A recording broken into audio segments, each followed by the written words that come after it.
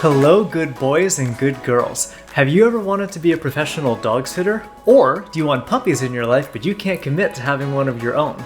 Well, today we're exploring the world of professional dog sitting through an app called Rover. Let's go.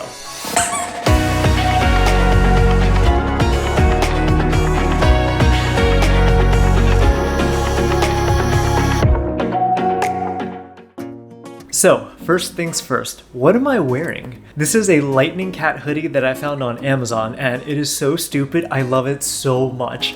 So much so that I bought Nikki one, and she wears it all the time, so I don't know what that says about us as people, but we are in this together. And the tie-in for this is there's the cat on it, and we're talking about pets, so I just wanted an excuse to show off my hoodie. Anywho, so what is Rover?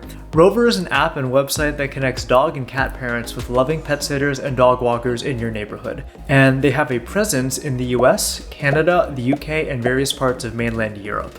And no, I am actually not sponsored by Rover, but that would be pretty cool. Looking at you, Aaron and Bill. So, how did I get into all of this? My girlfriend Nikki was a sitter with Rover in the past and had some pretty good success on there. And even though we have 4 cats, it's a lot, I know. We've been missing a dog's presence in our lives, and right now we're not really in a position to where we can commit to having a dog of our own, but with some clever scheduling, we can make it work to where we can watch other people's dogs, and that's what we did. So we reactivated Nikki's Rover profile and got to business.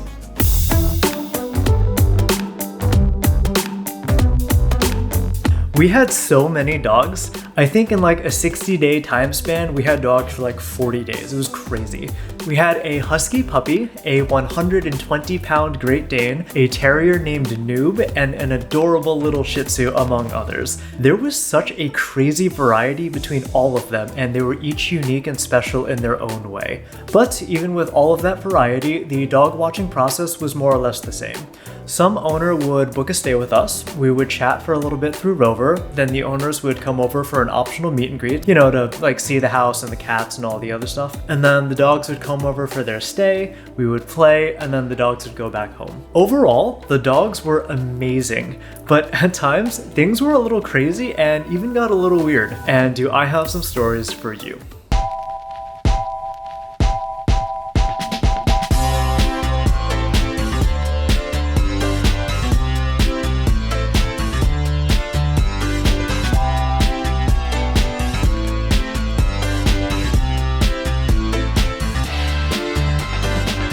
Dutchey is a beautiful 8-month-old husky puppy, and anything with the word puppy in it means high energy, and once you add husky to the mix, you're in for a party, and boy did she deliver. She was this huge ball of joy and loved to play and sleep and cuddle and repeat, over and over and over again. Also, you remember how I said every dog is unique? Yeah, this story was something that I was not expecting at all. So we had this little girl wake us up in the early morning to puking noises. I get up and look at her dry heaving in my hallway, and then all of a sudden she pukes up this rock. Where did she get this rock from? We've been watching her very carefully since she was dropped off, and there are no rocks like this near us. I don't know. Dogs are weird, and now I have a rock. We actually keep this rock as a decoration in our bathroom now because it's a funny story and I laugh every time I look at it. Another layer to Dutchey's stay is that Huskies were my high school mascot, so they have a very special place in my heart and I loved having her around. But let's kick things up a size.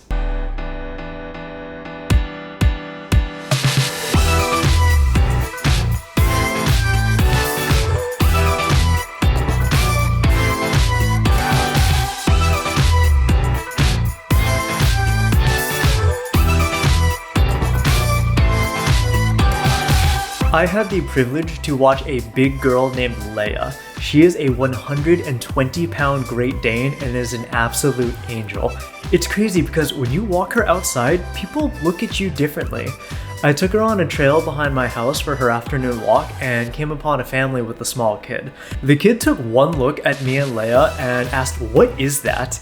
And the dad's like, "Oh, it's a dog." And the kid's like, "That's not a dog." The kid refused to believe that Leia was a dog because she was too big. To be fair, she is the size of a small horse, so I'll give the kid that. But yeah, she is so big that her head just fits above our kitchen counters. She can just place her chin on it and be perfectly comfortable. Also, Leia loves to cuddle. So much so that we set up a bed in the living room and we call it the nest just so that we can cuddle with her during the day. But the cuddles don't stop there. I actually got pushed out of my own bed. I won't say who it is, but it might have been the previously mentioned big girl. So we have a king bed at home, and that is not enough for 2 people and a person-sized dog. Hey Leia, I need to be where you are. That's where I sleep, puppy. So one night, she plopped down right between me and Nikki. She put her paws on my side and then slowly pushed me off the bed. And you repeat this 3 times, and I just decided to sleep on the couch that night. Nikki would have been dying laughing, except she was asleep and saw none of this. So I get to remember this experience alone. I think Leia was the quirkiest dog that we've had in the best way possible. So she was really gentle when she carried her toys around and always looked so proud to show off what she's got. Also, you know how dogs usually bite squeaky toys to make them squeak? Yeah, not Leia. So instead, she takes her nose and she just boops the toys over and over and over again to get the squeaker going. It was hilarious the first time I saw it, and it never gets old. She also loved to play tug. Usually I can outmuscle a dog and keep them entertained until they're exhausted, but not Leia. She kept going for like 45 minutes. First, she was playing tug with my friend, then me, then my other friend, then Nikki, then back to me, and so on and so on. Back and forth and back and forth, and I got a whole body workout and then some. The next day, I barely moved because everything hurt so much. Anyway, if you're curious about the toys that she played with, then you can find the links to them down in the description below. The rope was super durable and will last forever. The squeaker toys, maybe not so much, but all of the dogs that I watched really loved them, and the toy has held up okay. So your mileage may vary. And speaking of little squeakers,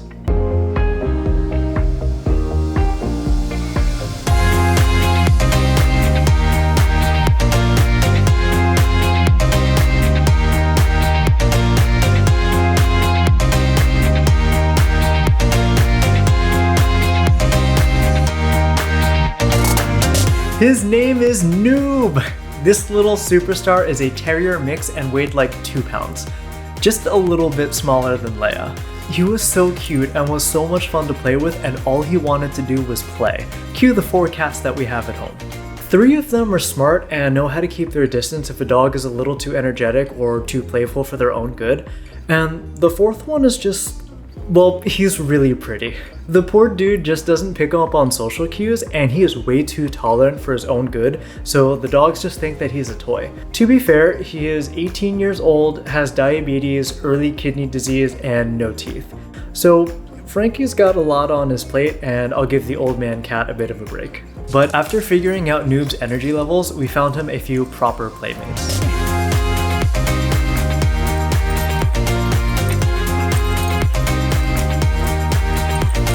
Only then was the good boy ready for some well-deserved naps. Also, feeding Noob was a really interesting time. Do you ever have that realization that maybe you're not the one training the dog and that it's the other way around? Yeah, me too. Dude bro was barely eating in the beginning, so we moved his food to another spot. Nothing. Then we tried adding pumpkin to his food. Also nothing. Then we tried adding some wet cat food, maybe some dog treats, an entirely different dog food.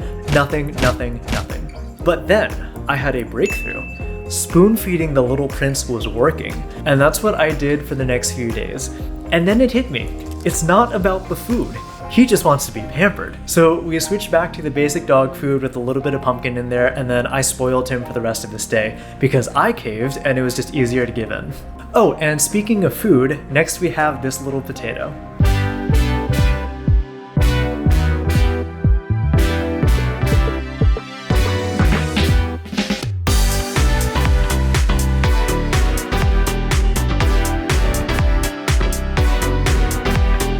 I think Raina is the easiest dog that I have ever watched. She mostly just kind of laid about all day and didn't really do much, which was perfect for me.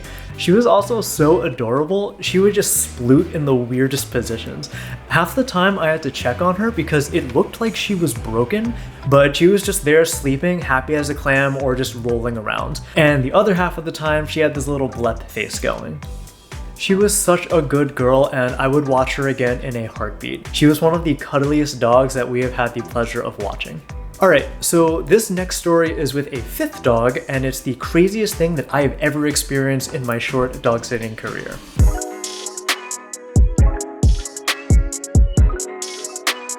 So because it's a little embarrassing, I'm going to leave this dog a mystery. But here's the story. Nikki and I are part of this bowling league where we go out once a week for a few hours. The dog had been with us for a few days and everything seemed perfectly fine. She seemed nice and reasonably capable of being left alone for a few hours, and we put anything away that she might destroy.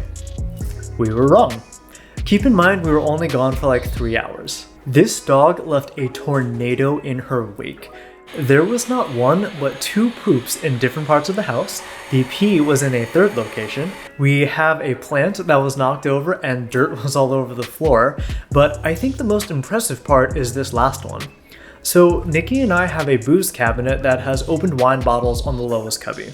And this dog somehow managed to grab a bottle of our favorite red, carry it up to the couch, and then proceed to pop the stopper off and dump almost the entire bottle all over the cushions. I don't understand, like, why and how? Wouldn't glass feel bad on your teeth? Again, I don't know. I am not sure if I should be upset or amazed, but I'm honestly leaning more towards amazed.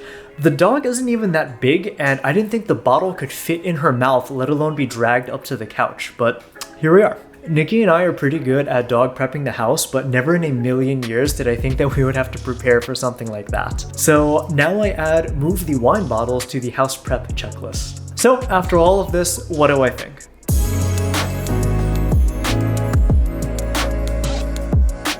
All in all, I thought Rover was an amazing experience. I got to meet so many different kinds of dogs of different breeds and sizes and personalities that I otherwise would have never come across. And I am so grateful for the opportunity and the privilege to be trusted with all of these pets. It was so much fun. Which brings us to the next question, would I do this again? And the answer is absolutely, and I am still doing it. So over time, you figure out who the easy dogs to take care of are, and you can build a clientele of just the easy ones. At that point, the job isn't really a job, and it's just playing with dogs. Also, animals are part of my life already, so the additional effort to watch one more is just so small. Which brings us to you. If you like dogs and have the environment and the experience to take care of them and you want a little additional income, I wholeheartedly recommend you trying Rover. So leave a comment down below if you enjoyed this video or want to know more about my experience. I would love to hear all about it. And if you are in the Seattle area, please give me your dog. I would love to watch them. Anywho, if you have another profession that you want me to go and try, leave a comment and I'll scope it out. As always, smash that like and subscribe button and check out the links to the gear that I use in the description down below. But for now, good luck, have fun, peace.